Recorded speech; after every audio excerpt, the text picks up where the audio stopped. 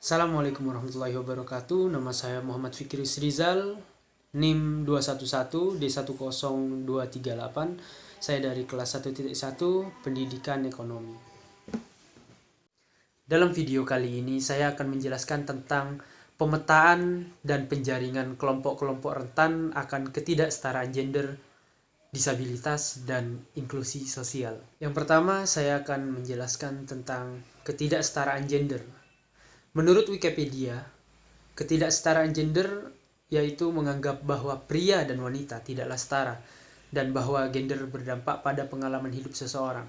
Perbedaan timbul dari kesenjangan dalam biologi, psikologi, dan norma budaya. Mendapatkan hak dan kesempatan yang sama sudah selayaknya diterima oleh semua manusia. Namun masih saja sering terjadi pembedaan di berbagai bidang, salah satunya pembedaan jenis kelamin atau gender. Hal ini menjadi isu, kesetaraan gender menjadi perhatian banyak pihak. Di Indonesia sendiri masih terdapat beberapa bentuk ketidaksetaraan gender. Saya sebutkan satu, perlakuan tindak kekerasan. Telah banyak kasus yang tercatat bahwa wanita sering dijadikan objek kekerasan oleh pria yang tidak bertanggung jawab. Komnas Perempuan tahun 2019, kekerasan terhadap wanita terjadi sebanyak 431.471 kasus. Tindak kekerasan ini terjadi karena masih ada anggapan kekuasaan dan superioritas di mana pria menempatkan diri lebih tinggi daripada wanita. Yang kedua yaitu upah rendah. Masih banyak wanita yang bekerja dengan kemampuan sama seperti pria, namun penghasilan yang diberikan lebih rendah. Badan Pusat Statistik (BPS) dalam laporan perekonomian 2019 mencatat, kesenjangan antara upah pria dan wanita semakin lebar. Upah untuk pria lebih tinggi daripada wanita. Selama periode 2015 sampai Februari 2019, selisihnya mencapai 492.000. Ketiga, hak aset. Bentuk ketidaksetaraan gender lainnya adalah hak aset. Dikutip dari CNN 3 Maret 2019, bahwa perempuan tidak akan mencapai kesetaraan penuh di segala bidang sampai 2073. Berdasarkan data Bank Dunia, Indonesia sendiri berdiri di peringkat 141 dari 187 negara, di mana wanita di Indonesia hanya menikmati 64,38% hak yang dinikmati pria. Yang kedua, saya akan menjelaskan tentang disabilitas. Penyandang disabilitas adalah orang yang mengalami keterbatasan fisik dan mental sehingga mengalami kesulitan dalam berinteraksi dengan lingkungan dan mengalami kesulitan untuk menerima pelayanan publik yang tidak aksibel. Dari hal tersebut, maka sangat dibutuhkan tersedianya pelayanan publik yang bersifat aksibel sehingga penyandang disabilitas nantinya akan sangat mudah untuk mengaksesnya. Kemudahan yang disediakan untuk mewujudkan kesamaan kesempatan dalam segala aspek kehidupan disebut dengan aksesibilitas. Aksesibilitas merupakan bagian dari kehidupan manusia dalam kehidupannya. Sehingga aksesibilitas sangat penting karena untuk memadai aktivitas manusia, begitu pula aksesibilitas sangat penting untuk penyandang disabilitas. Kesamaan kesempatan diartikan sebagai keadaan yang memberikan peluang atau menyediakan akses kepada difabel untuk menyalurkan potensi dalam segala aspek. Tujuan dari aksesibilitas adalah untuk memberikan kemudahan bagi penyandang disabilitas dalam melakukan aktivitas sehari-hari serta memiliki kesempatan dan peluang yang sama dalam memperoleh pelayanan publik untuk aksesibilitas fisik maupun non-fisik. Setiap warga negara berhak atas pekerjaan dan penghidupan yang layak bagi kemanusiaan.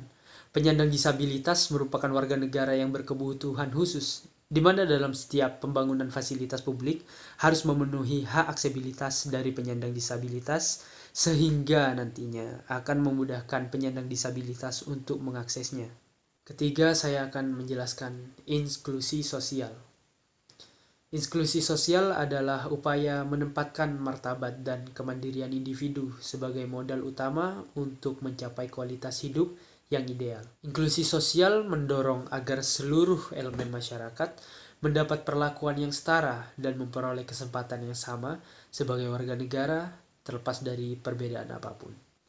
Kedua, inklusi sosial adalah bagian dari Pancasila, dasar negara kita, dan filosofi bangsa serta negara kita. Inklusi sosial ada di semua sila-sila di Pancasila. Contoh bentuk inklusi sosial: A. Keberadaannya diakui oleh negara, pemerintah, dan masyarakat, antara lain melalui upaya-upaya yaitu kaum marginal dan kaum difabel harus didorong memiliki KTP dan tidak ada diskriminasi untuk pembuatan KTP. Kedua, semua warga, khususnya anak-anak dan remaja, berhak mendapatkan akte kelahiran yang dikeluarkan pemerintah daerah setempat. 3. Pemerintah daerah menyusun peraturan daerah atau perbub atau perwali untuk mengakui keberadaan kaum marginal dan kaum difabel dan sama hak serta kewajibannya dengan yang lain. Negara, khususnya pemerintah, mengeluarkan kebijakan untuk pengakuan atas keberadaan kaum marginal dan kaum difabel tersebut. B. Hak-hak dasarnya dihormati.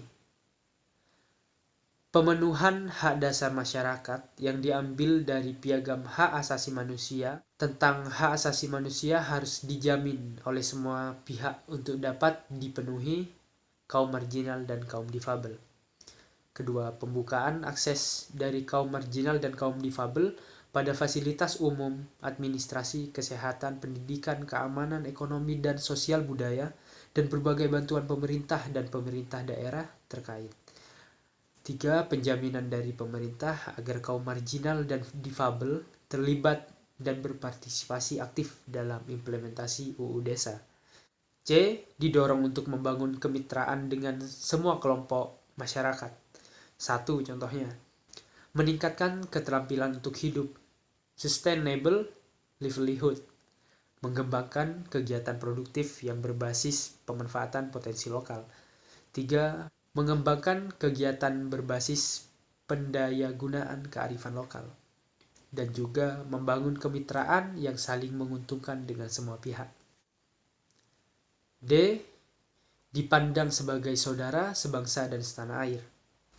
Tidak ada lagi pemberian stigma sosial negatif kepada semua kelompok sosial. Membangun masyarakat yang saling asah, saling asuh, saling asih, tanpa mempersoalkan perbedaan dalam agama, keyakinan, kepercayaan, status sosial, etnis, ras, dan ciri fisik, serta keragaman sosial budaya. Kedua, membangun semangat gotong royong, kerelawanan sosial, dan kewirausahaan sosial. Contoh-contoh inklusi sosial yaitu pemberian akte kelahiran dan KTP bagi kaum marginal.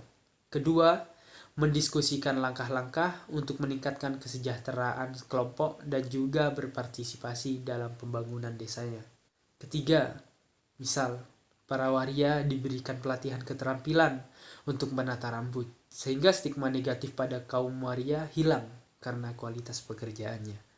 Keempat, pendidikan pada anak-anak dan remaja suku anak dalam untuk meningkatkan kualitas sumber daya manusia di kalangan suku anak dalam. Sekian dari saya, video tentang penjelasan pemetaan dan penjaringan kelompok-kelompok akan rentannya ketidaksetaraan gender, disabilitas, dan inklusi sosial ini. Saya akhiri video ini. Wassalamualaikum warahmatullahi wabarakatuh.